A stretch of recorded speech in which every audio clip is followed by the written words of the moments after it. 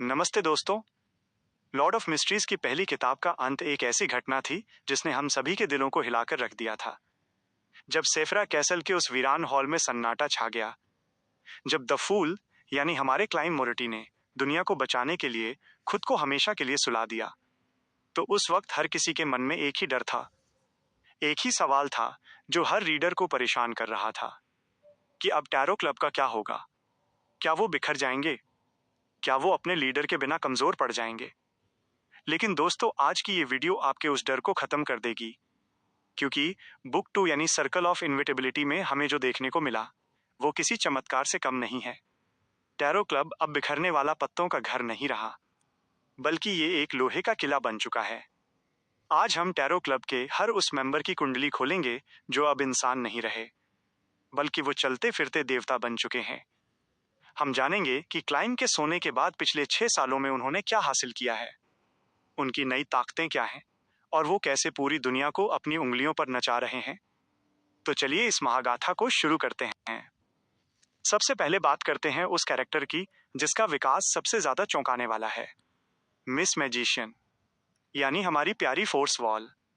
अगर आप बुक 1 की फोर्स को याद करेंगे तो आपको एक ऐसी लड़की याद आएगी जो बहुत आलसी थी, जिसे सिर्फ घर में बैठकर अपनी नॉवेल लिखना पसंद था, जो खतरे से डरती थी।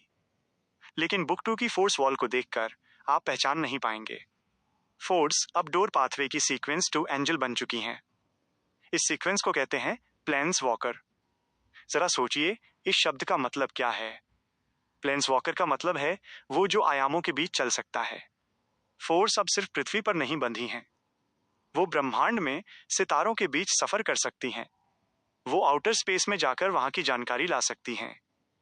उनकी ताकत इतनी भयानक हो गई है कि वो दुनिया के किसी भी कोने में 1 सेकंड में पहुंच सकती हैं। वो अब हिस्टोरिकल वॉइड यानी इतिहास के शून्य में जाकर पुरानी चीजों को बाहर निकाल सकती हैं। अगर उन्हें लड़ने का मन नहीं है तो वो इतिहास से किसी पुराने एंजल की परछाई को बुलाकर अपने दुश्मन से लड़वा सकती हैं। क्लाइम के सोने के बाद सबसे ज्यादा जिम्मेदारी फोर्स पर ही आई है। वो बुक 2 के मेन हीरो लूमियन ली की गाइड हैं। वो उसे लेटर्स भेजती हैं, उसे मिशन देती हैं, और जब लूमियन किसी ऐसी मुसीबत में फंसता है जहां से निकलना नामुमकिन हो, वहां फोर्स वॉल आती हैं। उनका अंदाज अब बहुत ही रहस्यमयी हो गया है। वो बादलों के ऊपर बैठकर पूरी दुनिया को देख रही हैं, लेकिन दिल से वो अभी भी वही फोर्स हैं। उन्हें आज भी अच्छी शराब और मसालेदार कहानियां पसंद हैं। अब बात करते हैं टैरो क्लब के दिल और दिमाग की, मिस जस्टिस यानी ऑड्रे हॉल। ऑड्रे की कहानी एक अमीर घर की राजकुमारी की कहानी नहीं है। ये एक मासूम लड़की के एक खौफनाक मेंटल मॉन्स्टर बनने की कहानी है। ऑड्रे अब विजनरी पाथवे की सीक्वेंस 3 सेंट बन चुकी हैं, जिसे ड्रीम वीवर कहा जाता है। एक ड्रीम वीवर की ताकत को शब्दों में बयां करना मुश्किल है। ऑड्रे अब हकीकत और सपनों के धागों को एक साथ बुन सकती हैं। वो किसी के भी दिमाग में घुसकर उसकी यादें बदल सकती हैं। वो एक इंसान को ये विश्वास दिला सकती हैं कि उसकी पूरी जिंदगी झूठ थी, और सामने वाला इंसान अपनी मर्जी से वही करेगा जो ऑड्रे चाहेगी। साइकोलॉजी अल्केमिस्ट्स नाम का जो गुप्त संगठन था, अब ऑड्रे उसकी हेड बन चुकी हैं। उसने उस संगठन को अंदर से खोखला करके उस पर कब्जा कर लिया है। लेकिन ऑड्रे का असली मिशन दुनिया को कंट्रोल करना नहीं है। उसका मिशन सबसे ज्यादा दुखद और सबसे ज्यादा जरूरी है। वो है क्लाइम मोरिटी को बचाना। क्लाइम अभी सपनों की दुनिया में फंसा हुआ है।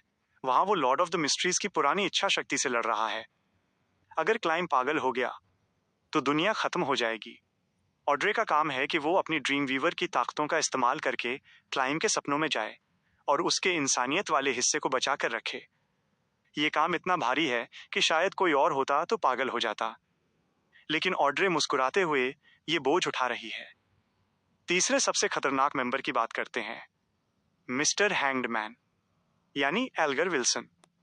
एल्गर हमेशा से ही पावर का भूखा था। उसे इज्जत चाहिए थी, उसे डर चाहिए था, और अब उसे वो सब मिल गया है। एल्गर अब टायरेंट पाथवे का सीक्वेंस 3 सेंट है, जिसे सी किंग कहते हैं। जरा इस नाम को महसूस कीजिए, सी किंग यानी समंदर का राजा। अब समंदर एल्गर का दुश्मन नहीं बल्कि उसका गुलाम है। वो पानी के अंदर सांस ले सकता है, वो समंदर के दबाव को खत्म कर सकता है, वो अपनी मर्जी से सुनामी ला सकता है और तूफानों को रोक सकता है। समंदर के अंदर रहने वाले विशालकाय जानवर अब उसकी आज्ञा मानते हैं। एल्गर अब ब्लू अवेंजर नाम के जहाज का कप्तान है। ये जहाज कोई मामूली जहाज नहीं है। ये एक प्राचीन जहाज है जो खुद एल्गर की ताकतों से जुड़ा हुआ है। क्लाइम ने सोने से पहले एल्गर को एक ऐसा मिशन दिया था जो लगभग नामुमकिन है, वेस्टर्न कॉन्टिनेंट को खोजना। वेस्टर्न कॉन्टिनेंट वो जगह है जो हजारों सालों से कोहरे में छुपी हुई है, जहां ओरिजिनल क्रिएटर के सेफिरोथ सील हैं। एल्गर अपनी जान पर खेलकर उन अनजान रास्तों को खोज रहा है। उसका व्यक्तित्व अब पूरी तरह बदल चुका है। अब वो चालाक तो है, लेकिन गद्दार नहीं है। वो द फूल का सबसे वफादार सिपाही बन चुका है, क्योंकि उसने अपनी आंखों से देखा है कि भगवान की असली ताकत क्या होती है। अब चलते हैं रोशनी की तरफ। द सन यानी डेरिक बर्ग। डेरिक टैरो क्लब का सबसे छोटा मेंबर था, लेकिन उसका कद अब सबसे बड़ा हो गया है। डेरिक अब सन पाथवे का सीक्वेंस 3 सेंट है, जिसे सिल्वर नाइट कहा जाता है। सिल्वर नाइट बनने के बाद डेरिक अब एक चलता फिरता सूरज है। उसके पास अंधेरे को काटने की शक्ति है। उसका शरीर अब विशाल हो गया है, बिल्कुल एक जायंट की तरह। वो अपनी तलवार से रोशनी की ऐसी किरणें छोड़ सकता है जो किसी भी बुरी आत्मा को जलाकर राख कर दे। डेरिक ने वो कर दिखाया जो हजारों सालों में कोई नहीं कर पाया था। उसने अपने लोगों को सिटी ऑफ सिल्वर से बाहर निकाला। उसने उन्हें असली सूरज दिखाया। अब वो न्यू सिटी ऑफ सिल्वर का लीडर है। उसके ऊपर हजारों लोगों की जिम्मेदारी है। वो अब एक बच्चा नहीं रहा जो मदद मांगता था, बल्कि वो एक ऐसा पिलर बन गया है जिस पर पूरी सभ्यता टिकी हुई है। बुक 2 में हम देखते हैं कि डेरिक अब बहुत शांत और गंभीर हो गया है। जब भी कोई मुसीबत आती है तो डेरिक सबसे आगे खड़ा होता है। अब बात करते हैं उस मेंबर की जो हमेशा कूल रहने की कोशिश करता है। द स्टार यानी लियोनार्ड मिचेल। लियोनार्ड की कहानी दोस्ती और अकेलेपन की कहानी है। क्लाइम के सोने के बाद अगर कोई सबसे ज्यादा अकेला हुआ है तो वो लियोनार्ड है, लेकिन इस अकेलेपन ने उसे मजबूत बनाया है। लियोनार्ड अब डार्कनेस पाथवे का सीक्वेंस 3 सेंट है, जिसे हॉरर बिशप कहते हैं। हॉरर बिशप बनने के बाद लियोनार्ड अब डर और रूहों का मास्टर है। वो मरे हुए लोगों की आत्माओं को कंट्रोल कर सकता है। लेकिन लियोनार्ड की असली ताकत उसका खुद का सीक्वेंस नहीं है। उसकी असली ताकत है उसके अंदर रहने वाले एंजल, पैलिज जोरोस्ट। पैलिज जो एक सीक्वेंस 1 के एंजल हैं, अब धीरे धीरे अपनी ताकत वापस पा रहे हैं। इसका मतलब है कि लियोनार्ड के पास एक सीक्वेंस 1 एंजल का ज्ञान और अनुभव है। वो चर्च ऑफ एवरनाइट में रेड ग्लव्स का लीडर है। वो दुनिया को ये दिखाता है कि वो चर्च का वफादार है, लेकिन असल में वो टैरो क्लब की आंख और कान है। वो चर्च के अंदर होने वाली हर सीक्रेट मीटिंग की खबर रखता है। उसका एक ही मकसद है, अपने दोस्त क्लाइम को वापस लाना, चाहे इसके लिए उसे पूरी दुनिया से क्यों ना लड़ना पड़े। अब बारी है द मून की, यानी एमलिन वाइट। एमलिन को हमेशा लगता था कि वो खास है, कि वो दुनिया का मसीहा है। और मजे की बात यह है कि उसकी ये गलत फहमी अब सच हो गई है। एमलिन अब मून पाथवे का सीक्वेंस 3 सेंट है, जिसे समनिंग मास्टर कहते हैं। समनिंग मास्टर होने के नाते एमलिन अब दूसरी दुनिया के गेट्स खोल सकता है। वो ऐसे क्रिएचर्स को बुला सकता है जो इंसानी समझ से परे हैं। वैम्पायर्स की दुनिया में, यानी सेंग्विन रेस में, अब एमलिन का नाम बहुत इज्जत से लिया जाता है। पुराने ड्यूक्स और मार्क्विस जो पहले उसे नालायक समझते थे, अब उसकी सलाह लेते हैं, क्योंकि एमलिन के पास द फूल का आशीर्वाद है। एमलिन अब एक दवाइयों की कंपनी का मालिक है, लेकिन रात में वो एक शिकारी है। वो रोज स्कूल ऑफ थॉट के उन लोगों का शिकार करता है जो मदर ट्री ऑफ डिजायर की पूजा करते हैं। उसका एटीट्यूड अभी भी घमंडी है, लेकिन अब उस घमंड के पीछे असली ताकत है। अब बात करते हैं द हर्मिट की, यानी कैटलिया। कैटलिया की जिंदगी हमेशा संघर्षों से भरी रही, लेकिन अब वो अपनी मंजिल पा चुकी हैं। कैटलिया मिस्ट्री प्रायर पाथवे की सीक्वेंस 3 सेंट है, जिसे क्लियरवॉयंट कहते हैं। क्लियरवॉयंट का मतलब है वो जो सब कुछ देख सकता है। कैटलिया की जादुई नजर अब इतनी तेज है कि वो भविष्य की झलकियां देख सकती हैं। वो नसीब के धागों को पढ़ सकती हैं। वो पायरेट क्वीन होने के साथ साथ अब मोसेस एसेटिक ऑर्डर की भी एक प्रमुख मेंबर हैं। क्वीन मिस्टिक बर्नाडे के साथ उनके रिश्ते अब बहुत अच्छे हो गए हैं। कैटलिया का काम है टैरो क्लब को दुनिया भर का जादुई ज्ञान देना।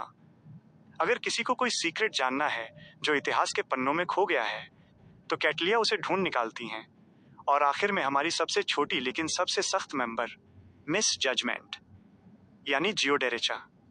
जियो की लंबाई भले ही कम हो लेकिन उसका रुतबा बहुत बड़ा हो गया है। जियो अब आर्बिटर पाथवे की सीक्वेंस 3 सेंट है जिसे जस्टिशियर कहते हैं। एक जस्टिशियर के रूप में जियो अपने खुद के नियम बना सकती हैं। अगर वो किसी जगह पर खड़े होकर कह दें कि यहाँ झूठ बोलना मना है तो उस जगह पे कोई भी झूठ नहीं बोल पाएगा। अगर कोई कोशिश करेगा तो उसे सजा मिलेगी। जियो MI9 यानी मिलिट्री इंटेलिजेंस की टॉप ऑफिसर हैं। वो लोएन किंगडम की सरकार पर नजर रखती हैं। वो यह सुनिश्चित करती हैं कि कोई भी बियॉन्डर आम लोगों को नुकसान ना पहुंचाए। फोर्स के साथ उनकी दोस्ती अभी भी वैसी ही है, लेकिन अब वो दोनों दुनिया को बचाने वाले 2 पिलर्स बन चुकी हैं। तो दोस्तों, ये है टैरो क्लब की असली ताकत। क्लाइम के सोने के बाद इन लोगों ने हार नहीं मानी। इन्होंने एक नया सिस्टम बनाया है, मेजर आर्काना और माइनर आर्काना। ये लोग अब अपने नीचे नए बियॉन्डर्स को भर्ती कर रहे हैं, जैसे 2 ऑफ कप्स या 7 ऑफ वैंड्स। ये एक पूरी सेना तैयार हो रही है। इनका सिर्फ एक ही मकसद है, साल 1352 में आने वाले एपोकैलिप्स के लिए तैयार रहना। जब आउटर डियाटीज धरती पर हमला करेंगे तो टैरो क्लब ही मानवता की आखिरी उम्मीद होगा, और इन सबकी वफादारी सिर्फ एक ही नाम के लिए है, द फूल। आपको इनमें से किस मेंबर की जर्नी सबसे ज्यादा इंस्पायरिंग लगी? किसकी ताकत आपको सबसे ज्यादा खतरनाक लगी? मुझे कमेंट में जरूर बताएं। अगली वीडियो में हम बात करेंगे उस नए हीरो की जिसे फोर्स ने चुना है, लूमियन ली। तब तक के लिए प्रेज द फूल।